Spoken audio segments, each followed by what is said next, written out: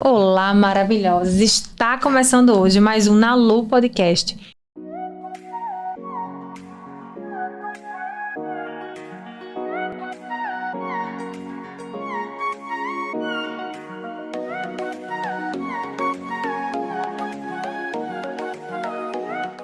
E hoje estou com uma musa que eu admiro tanto, ela sabe disso. Eu conheci ela anos atrás, quando fui fazer uma formação, e desde lá, a minha admiração por ela só aumentou. Eu estou falando da terapeuta comportamental, Jamie! Hello! Prazer estar aqui nesse teu podcast. Maravilha! Muito obrigada por você ter topado. Todas as vezes eu falo isso, né? Mas realmente, assim, você foi uma das pessoas que eu tava em um momento de muitas dúvidas e você foi a pessoa que eu olhei e falei, meu Deus, que mulher maravilhosa, assim, foi uma baita inspiração e eu estou muito honrada de você poder estar aqui participando desse podcast. Preciso lhe dizer que você vai passar por vários desses momentos de reconstrução ou descoberta de si mesmo. Nós vivemos em constante evolução, não só como pessoas, mas como mulheres e principalmente como mães.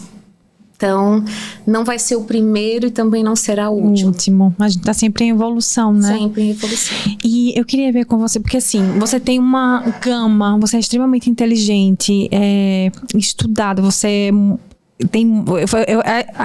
ela é um tipo de pessoa que você fala, sabe aquela pessoa que aí tira uma sacada, tira um estudo, você fica só aprendendo. Eu tenho essa sensação. Não, vamos exagerar. Eu costumo dizer que eu sou uma pessoa normal, comum, e que eu busco aprender e tirar o máximo que a vida pode me proporcionar.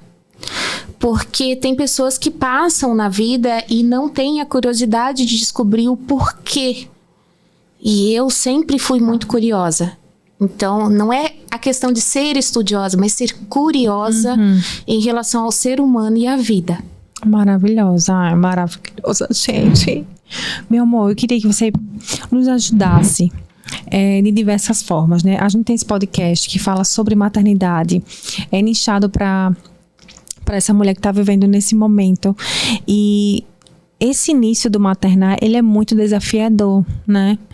A chegada do bebê, o corpo acabou de mudar, é uma nova logística, tanto sua como do seu parceiro, da sua rede de apoio, se você tiver ou se você não tiver. Mas antes de começar sobre isso, eu queria saber como foi para você esse maternar? Como é que foi esse momento? Bom, como você sugeriu, a maternidade me pariu. E eu achei isso fantástico, essa frase foi maravilhosa. Porque literalmente a maternidade me pariu.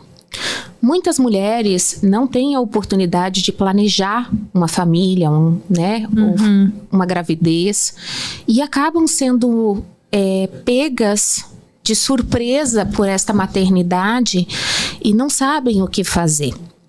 No meu caso, eu planejei a minha maternidade, até porque na época, né, o pai do meu filho, ele tinha 16 anos de diferença e ele dizia que ele não queria ser pai avô. E rolou aí uma bela de uma pressão por esta maternidade. Só que eu não tinha nenhuma noção do que era ser mãe. Eu só sabia ser filha. E eu era uma filha muito egoísta. Quando eu pegava um voo e tinha uma criança chorando, eu disse, meu Deus, eu não acredito que tem uma criança. Eu disse, meu Deus, eu fugia quilômetros de criança. E a minha mãe, que é uma excelente mãe, muito melhor até do que eu, ela dizia, você não vai ser mãe. Porque nem ela acreditava na minha capacidade de amar um outro ser que dependesse de mim. Dependente, né? E quando eu engravidei, por livre e espontânea pressão, né, digamos de passagem, foi livre e espontânea pressão, eu ainda tive uma gravidez muito problemática. Muito problemática. Eu tive descolamento de placenta e no 8º mês eu tive dengue. Ai, meu Deus. Só que aquela dengue que hoje vocês chamam como zika, eu acho, né? Sim. Que coça tudo, que dá como se fosse um processo alérgico. Sim, exato. Só que em 2005, eu estava na Amazônia, inclusive Manaus, só com o meu marido, que era um militar do que passava 20 dias na selva. Meu Deus. E sem ninguém conhecido, sem nenhum tipo de rede de apoio. Meu Deus. E não se conhecia nada sobre zika, chikungunya, era só dengue. E eu estava com um bebê de 8 meses na minha barriga.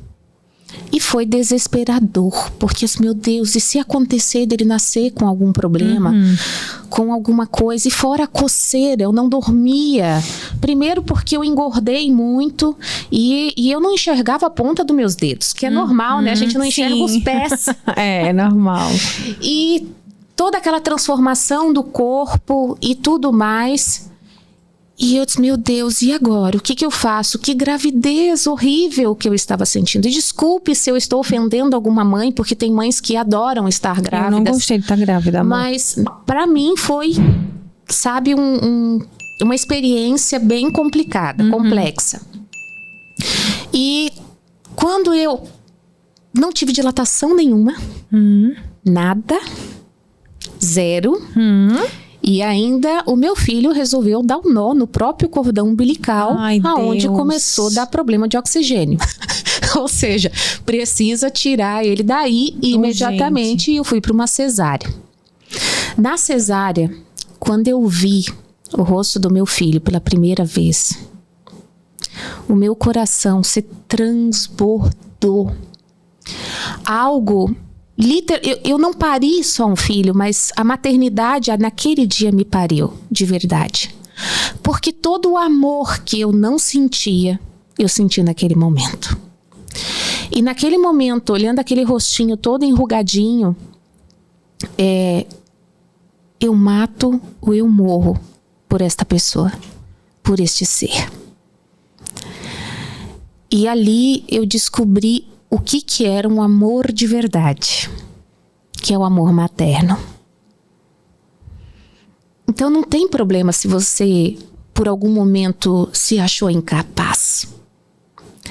Porque depende, né, de como você vai olhar para o seu filho a partir do momento que você for mãe.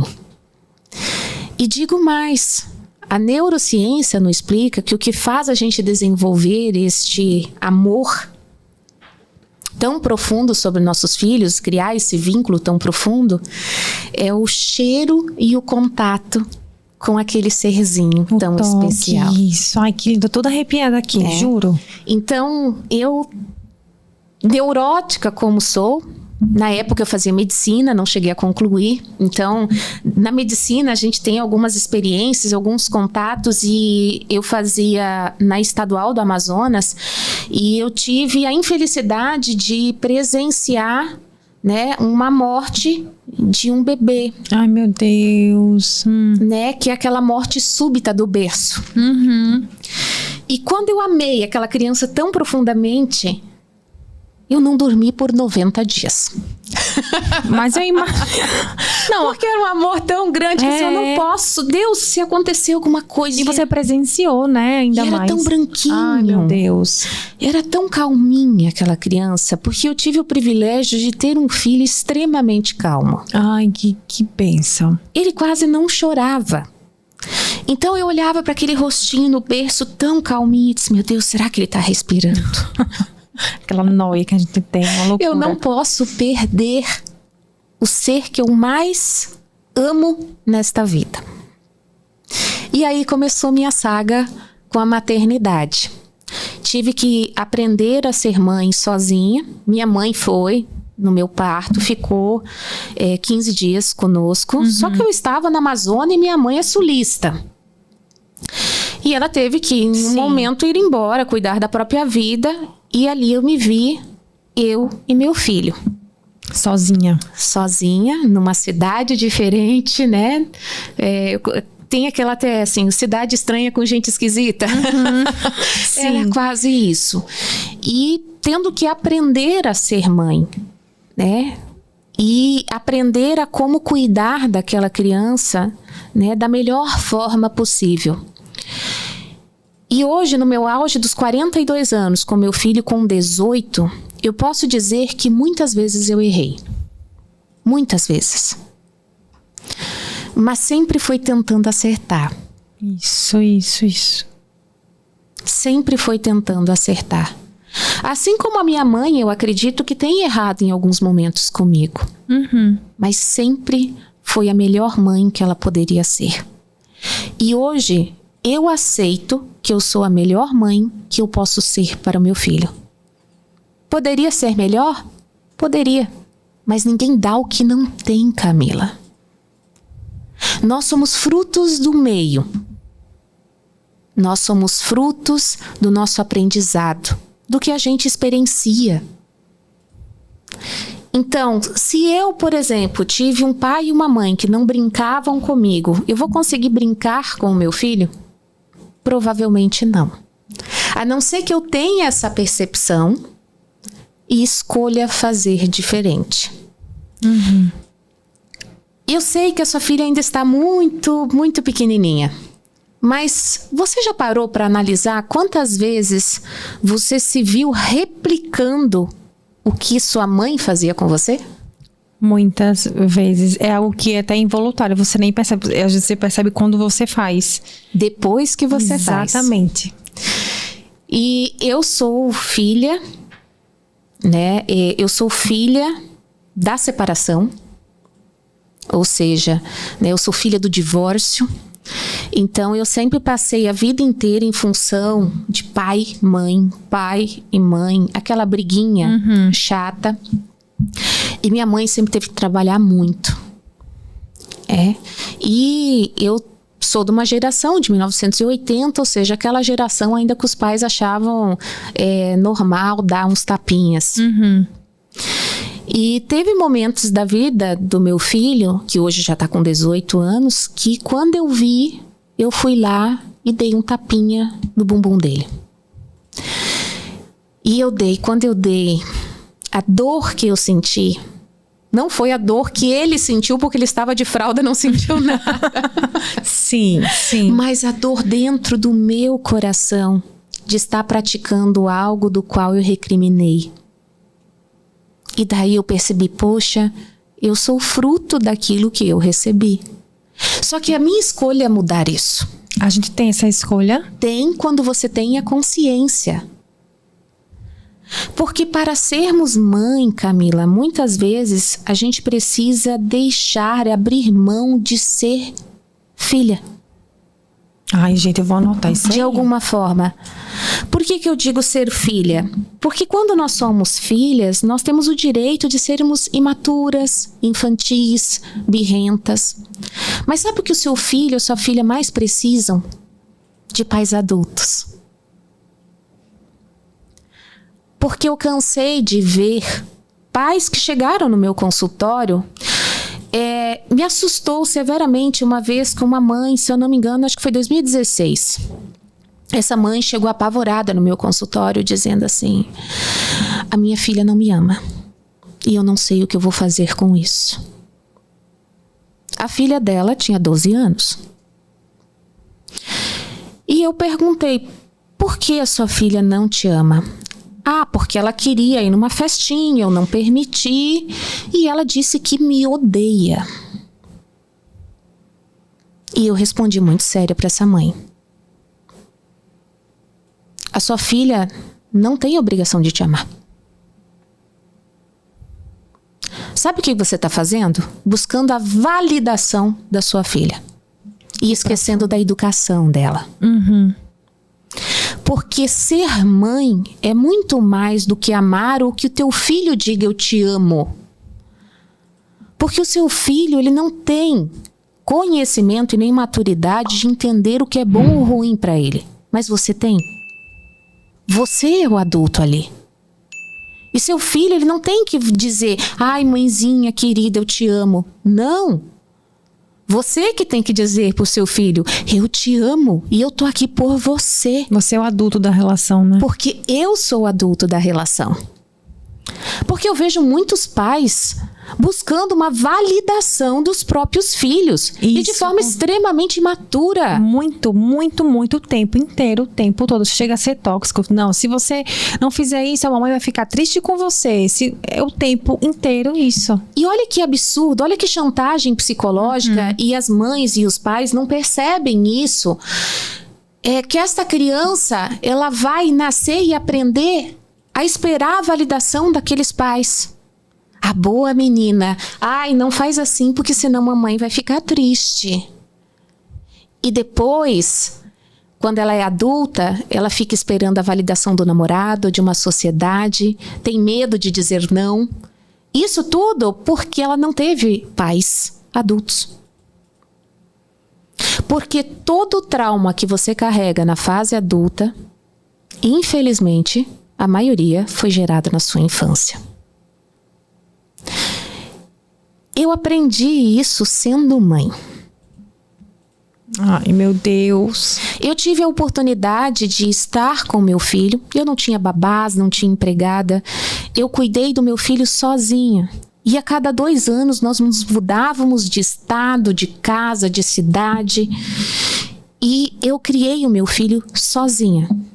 Lógico, com o apoio do pai da criança, só que o pai da criança era aquele que era mais voltado para o profissional do que de fato com a família.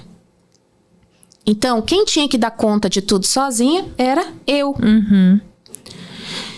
E o meu filho, ele, com o passar da idade, eu descobri que ele começou a ter algumas questões. Eu comecei a estudar um pouquinho de psicologia e tudo mais, e ele desenvolveu um processo de deslalia.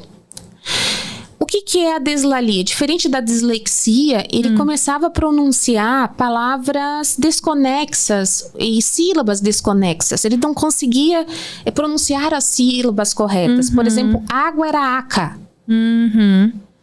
Com quanto tempo você conseguiu identificar isso? Muito precocemente. Inclusive, em 2007, que ele já ia para o maternal, eu tinha que ir. Eu estudei com 6 meses, eu fiquei 6 meses no lado de fora da salinha do maternal para poder traduzir para a tia do maternal o que ele precisava para ele não passar fome e sede. Meu Deus, entendi. E eu fui para uma gama, eu fui para Brasília, eu fui para o sul, eu fui para São Paulo buscar o que tinha. E num período desse, quando foi em 2009, porque isso se estendeu e não tinha solução. Diziam que era psicológico, outros diziam que era uma questão de fonoaudiologia, que ele precisava fazer fisioterapia e fono. Então ele tinha uma rotina muito, muito severa de fono e psicólogos. Além da escola, né, e da rotina diária com tudo. E ele tinha que fazer isso e eu rodei o país inteiro. Porque eu disse assim, eu não vou aceitar que eu, como mãe, não faça tudo pelo meu filho. Pela qualidade de vida dele. E naquele momento, eu comecei a pensar num futuro diferente, inclusive para mim, para ajudar o meu filho. Quando nós fomos para Boa Vista, no estado de Roraima, no primeiro mês ele começou a desenvolver uma gagueira. E você sabe o preconceito que é. Muito, muito, muito. E novamente, eu rodei o país em função. E era tudo psicológico. Ele se recusava a ser uma pessoa comum. Olha só que interessante. Detalhe, ele não tem nenhuma anomalia, ele não tem problemas mentais, é uma criança 100% normal. Mas é uma criança que ele desenvolveu uma personalidade, aliás, ele veio com uma personalidade que me fez me construir uma pessoa melhor. Porque ter filhos, as pessoas dizem, nossa, eu tenho um filho porque é meu legado. Desculpa, o filho não é teu legado. O teu legado é o que você deixa de melhor para uma sociedade. Para alguém que, inclusive, não te dê nada em troca. O teu filho é a tua continuidade. É a continuidade do teu nome e o privilégio de a sua família, o seu nome, a sua genética ser aprimorada. Porque os teus filhos são melhores do que você. Sempre serão. E os filhos, eles não vêm para compensar a gente. Os filhos, eles vêm apenas para nos ensinarmos a amar incondicionalmente. A sermos melhores pelo um amor incondicional. Porque o teu filho não vai te dar nada em troca. Ele não está ali para te dar nada em troca. Apesar de alguns pais equivocadamente achar que o filho tem a obrigação de suprir, né, o que ele não conseguiu. Isso. E é um equívoco. Porque o teu filho não está ali para isso. O teu filho, ele está ali para você aprender a amar incondicionalmente. Para você se transformar numa pessoa melhor. E voltando um pouquinho no tempo, que eu falei que eu fazia medicina. Sim. Não consegui por conta dessas mudanças, eu acabei perdendo. Então eu fui fazer uma outra graduação, que na época era possível. E engraçado que a graduação era Gestão e Segurança Pública, só tinha no sul do país. Que é uma espécie de um administrador da área de segurança pública. E lá eu comecei a estudar patologia de pessoas, né, de criminosos e o porquê eles cometiam delitos. E eu comecei a me apaixonar por isso, junto com a dedicação da descoberta do meu filho, das questões que ele trouxe com o passar do tempo, que era essa dislalia. Ele falava como se fosse uma língua diferente, era como se ele tivesse criado a própria língua. E eu disse, eu preciso ajudar meu filho. E então, eu me transformei em treinadora comportamental para ser melhor para o meu filho. Ai, que lindo, sério. Então você que tá aí, que você acredita, eu não sou nada, ou eu não sou ninguém, você pode transformar a sua dor em algo positivo para a sociedade e principalmente em algo que seja, inclusive, lucrativo também, porque você pode transformar a sua luta, né, num futuro melhor para você e para o seu filho, principalmente. E é o teu filho que vai trazer essa força. É você que vai conseguir arregaçar as manguinhas e dizer, poxa, eu posso. Só que também você pode ser apenas o suficiente. Você não precisa ser a melhor. Isso é tão importante. Porque todo mundo se cobra demais. Muito, um tempo inteiro nessa geração e nessa era da internet. Eu sinto que é uma dor minha também. De ser produtiva, de o tempo todo você tem que estar melhor, tem que fazer melhor, porque você não fez isso, porque você não fez aquilo. E como a gente estava conversando antes, isso na verdade vem dentro da gente. Exato. A cobrança, ela é mais interna do que externa. Porque eu percebo que hoje em dia muitas mães falam sobre essa cobrança e relatam que a cobrança é mais social. E não é social, é sua. Porque tá tudo bem se você tem a oportunidade de ficar em casa cuidando dos seus filhos. Eu tive esse privilégio e eu vou dizer, eu sou muito grata por ter tido o privilégio de estar com o meu filho. Eu sei que tem mães que não conseguem. Como acabei de relatar, eu sou filha do divórcio, a minha mãe não teve essa oportunidade comigo. Eu fui criada por uma babá. Então são coisas distintas. Só que a minha mãe é menos mãe porque ela tinha que pagar alguém para cuidar de mim? Não. De forma alguma, é isso. Eu fui menos mãe por não poder prover financeiramente o meu filho? Também não. Tinha alguém que, graças a Deus, dava esse aporte. Então, a cobrança está muito mais interna do que externa. E por que não ser só você? Por que não ser apenas o suficiente? Por que você precisa ser a melhor profissional, o melhor pai? Os seus filhos têm que ser o melhor exemplo na escolinha? Não. Porque o seu filho só vai ser o melhor exemplo se você for o melhor exemplo de estabilidade emocional. Porque você acredita que uma mãe que se cobra tanto tem essa estabilidade? Exatamente. Eu tô perplexa. Não tem. Que tal a gente parar e se permitir ser apenas o que é? Dando, sim, o seu melhor, mas dentro das suas possibilidades. Não além. Vivemos num mundo hoje com internet, celular, onde a comparação é absurda. Você não tem direito a um tempo de ócio. Não, de jeito nenhum. Você não tem o direito de estar cansada. A gente se sente culpada, né? Quando para um pouquinho, senta um pouquinho no sofá, a gente se sente culpada porque não está produzindo alguma coisa. Ou você não tem o direito de, por exemplo, deixar seu filho só ali de fraldinha porque está esgotado. Não, tem que estar sempre bem arrumado, ajeitado. Qual é o problema? Há 18 anos atrás, na minha maternidade, era eu e ele. Quantas e quantas vezes eu dormi deitada na bicama do quarto dele, ele pendurado assim no meu peito, mamando. Eu e ele, exaustos. Do jeito que podia. Ah, é bom? Não. Mas naquele momento, foi o necessário. E foi o suficiente para que ambos estivéssemos saudáveis. Vou repetir.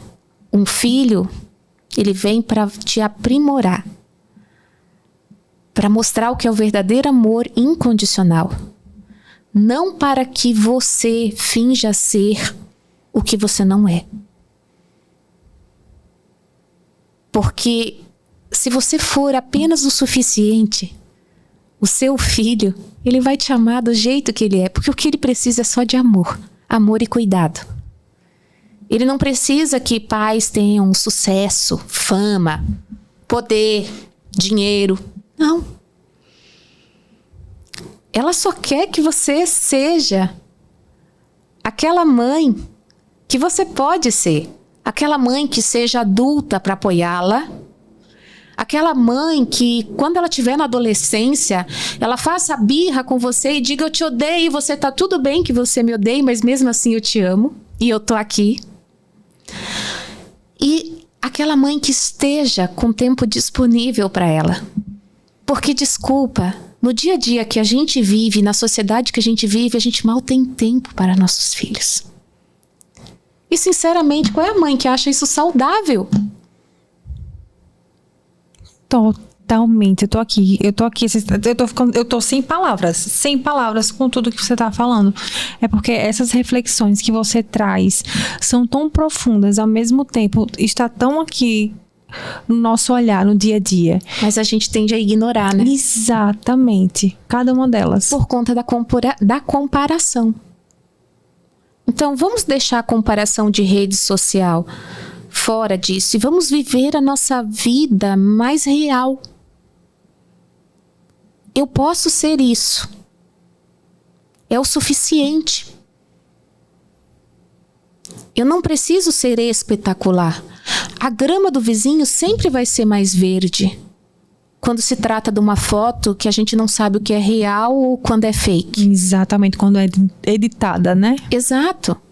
Porque às vezes a grama do vizinho é de plástico.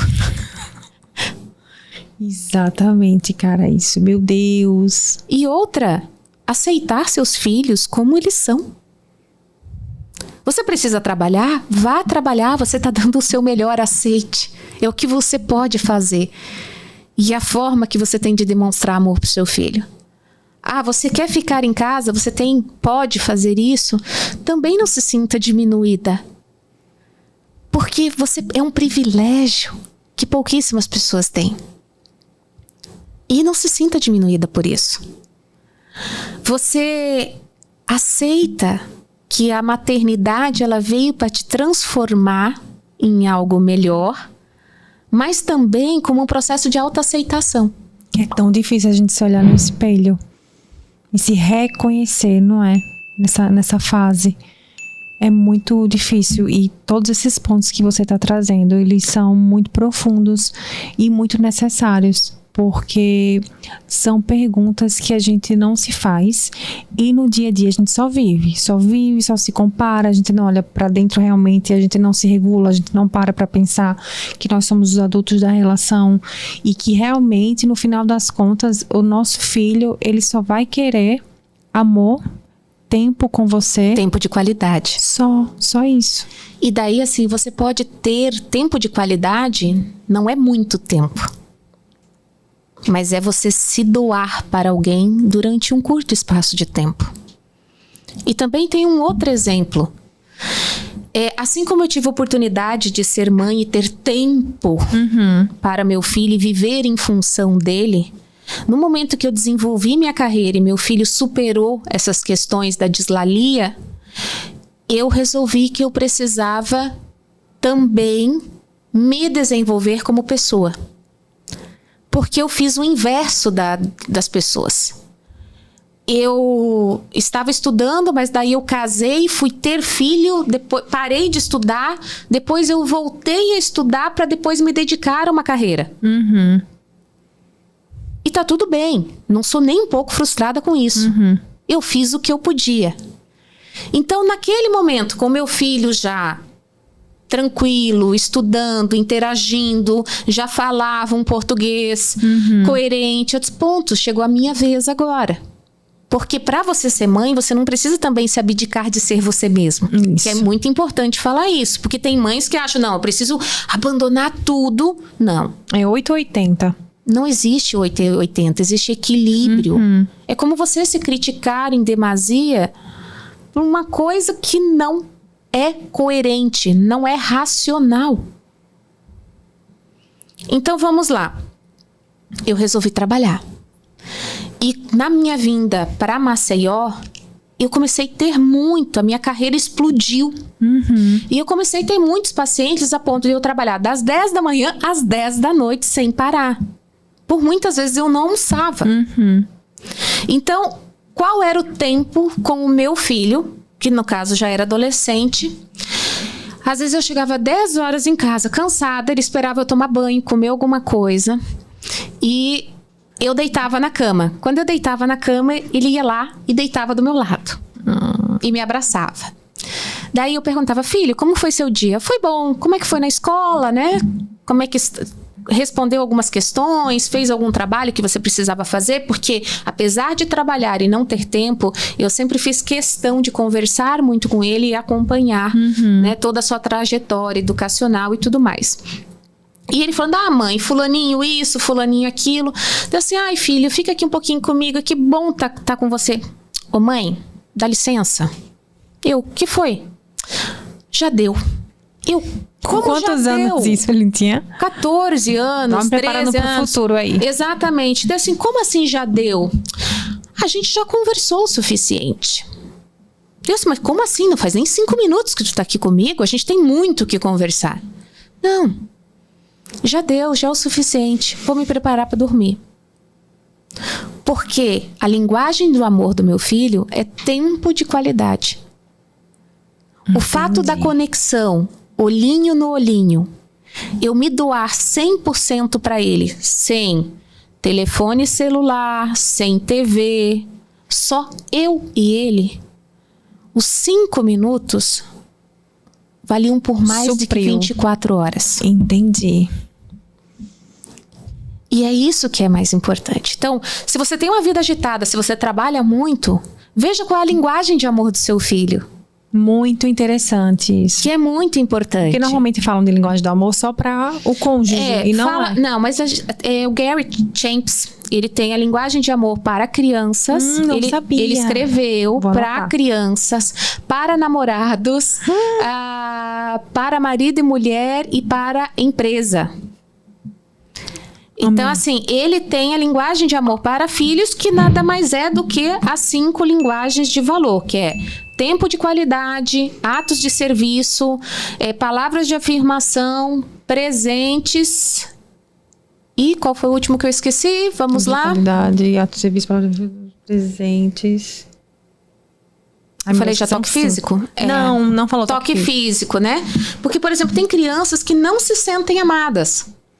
Eu percebo que eu recebo também no meu consultório adultos que dizem que não foram muito amados pelos pais, simplesmente porque os pais não sabiam expressar o amor da maneira que aquela criança gostaria de receber. Ai, muito importante isso. E quando adulto, que você percebe que a criança, que o teu pai dava amor para você, mesmo que você não reconhecesse, o elo, o vínculo pai e filho, mesmo depois de adultos, ele volta a ter aquela conotação infantil e de respeito e de amor. Ai, que maravilhoso. Então, é importante que você também veja. A sua filha gosta de estar mais no colo, né? Gosta de beijinho, carinho. Ai, Ana Lu. Então, aproveita. Eu acho que ela é de toque físico, porque ela ama. Ela faz, ai, mãe, aí abraça e gruda. Aquela criança que é mais comunicativa. Isso. Então, você percebe, poxa, incentiva. Né? Deixa as críticas um pouco de lado. E diz assim, poxa, filha, olha aqui, você fez, que lindo. Mas não é assim, que lindo. É o que você fez. Se interessa pelo que a criança fez. É um desenho. Então, deixa eu ver esse desenho. O que você quis representar com esse desenho? Realmente criar uma conexão, né? E valida o seu filho. É importante que vocês validem as suas crianças. Só que para você validar as suas crianças, também você precisa se autovalidar. É bem complexo, né? É. Porque vamos lá, se você é uma pessoa que você se critica, que você se autoinvalida, você acha que você é capaz de fazer isso com seus filhos? Primeiro começa na gente. Então, assim, e não é com a autocrítica, viu? Não é querendo ser a Mulher Maravilha, a Supermãe. Não. É sendo você dentro das suas possibilidades, com as suas limitações. E aceitando o que você pode dar e pode ser naquele momento. E para de olhar para a vida do outro, porque o outro não é você. Eu tô vendo na internet aquela mãe maravilhosa de gêmeos, linda, que ela consegue dar conta de tudo. Mas ela é ela. Você é diferente.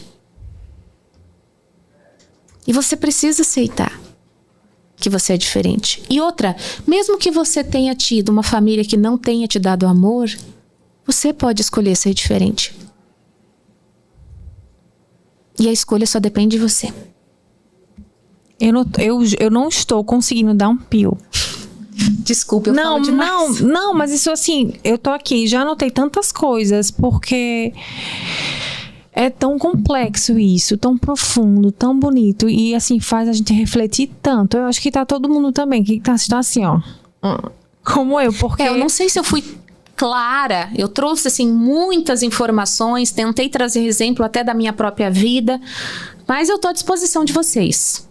Tá maravilhosa. Para esclarecer, para trazer, mas o principal é se aceite e seja o possível dentro das suas possibilidades. Os nossos filhos vieram para nos ensinar a amar incondicionalmente, inclusive a nós mesmas. Lágrimas, amigas. Eu amo.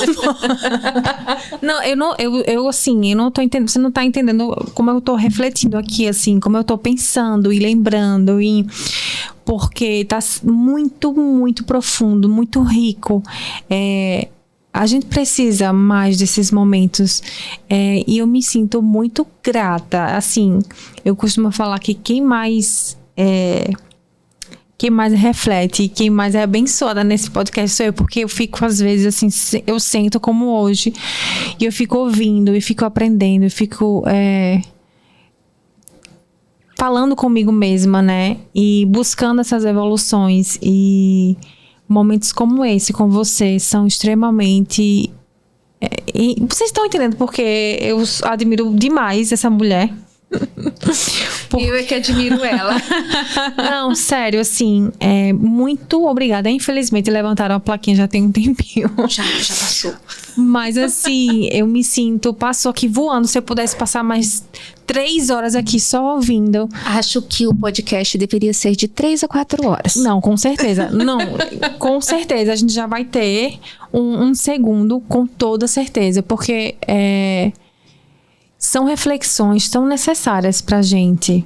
E na correria, no dia a dia, nos afazeres, engole a gente de uma forma tremenda. Muito, muito obrigada. Eu queria que você falasse mais um pouco e desse um último conselho que você possa dar para essas mães que estão nesse início, que estão nessa jornada, que ainda estão passando por esse momento inicial e vão começar a ainda educar essas crianças. O que é que você pode falar para essas mulheres? Que respeitem principalmente os seus limites. Os seus limites como humano. Eu sei que você, como mãe, você quer dar o melhor de você. Eu também fiz isso. E tá tudo bem. É normal para uma pessoa saudável ser assim. Ou como meu filho sempre diz para mim, a minha mãe onça. Né? Porque nós transformamos como onças para nossos filhos. Mas aprenda a se respeitar também. Porque o seu filho, primeiro de tudo, ele precisa te ver bem. Ele precisa que você esteja saudável para assim poder amar incondicionalmente e fornecer a ele o que ele precisa. Ah, meu amor, sério, que coisa linda, você não tá entendendo. Eu anotei tanta coisa aqui, tantos insights, depois a gente vai conversar em off. Mas foi muito enriquecedor, muito profundo, você é muito iluminada. Obrigada. Queria agradecer de coração por você ter topado. Eu tenho certeza, mas eu tenho tanta certeza que isso vai ajudar tantas mães. Tantas mães precisam ouvir o que você acabou de falar aqui hoje. E eu me sinto muito feliz por esse episódio, muito feliz por poder proporcionar isso. E você ter topado, né? Muito obrigada de coração.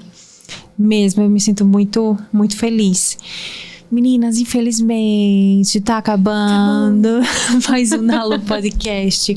Sigam a Jimmy nas redes sociais. Vai estar o arroba dela aqui. Ela é maravilhosa, como vocês já perceberam. E ela ajuda de uma forma tremenda a várias áreas do nosso psique, tá? A gente tá acabando mais um beijo. Tchau, tchau!